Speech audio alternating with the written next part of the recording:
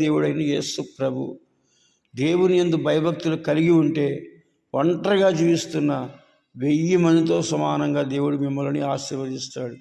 అందుకని ఒకవేళ అలా కాదు, భార్య పిల్లలు కుటుంబం ఉన్నట్లయితే దేవుడు వాక్యం చెబుతుంది, ఎవరైతే యెహోవా యందు భయభక్తులు కలిగి ఉంటారో మొదటిగా వారు చెడుతనాన్ని అసహించుకుంటారు.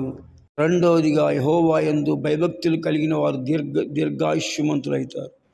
మూడవదిగా యెహోవా యందు భయభక్తులు కలిగి ఆయన త్రోవల యందు నడుచు వారందరూ ధన్యులు. నిశ్చయముగా నీ చేతుల కష్టాజితాన్ని మీరు అనుభవిస్తారు.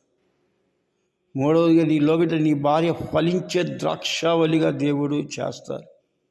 నీ పిల్లలు నీ భోజనపు బల్ల చుట్టూ ఒలివ మొక్కల వల్లే దేవుడు ఉంచుతాడు. యెహోవా చేత ఆశీర్వదించబడిన వారు ఈ విధంగా ఉంటారు. సియోనులో నుండి దేవుడు మిమ్మల్ని ఆశీర్వదిస్తాడు. నీ పిల్లల పిల్లల పిల్లల తరతరముల వరకు దేవుడి ఆశీర్వాదాలు మీ మీద ఉంటాయి.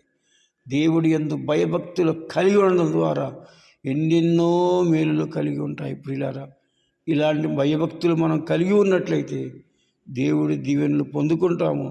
మన కుటుంబము ఒక కొర్నేలు కుటుంబం వలె, అబ్రహాము కుటుంబం వలె, ఇస్సాకు కుటుంబం వలె దేవుడు దీవించునుగాక. ఆమేన్.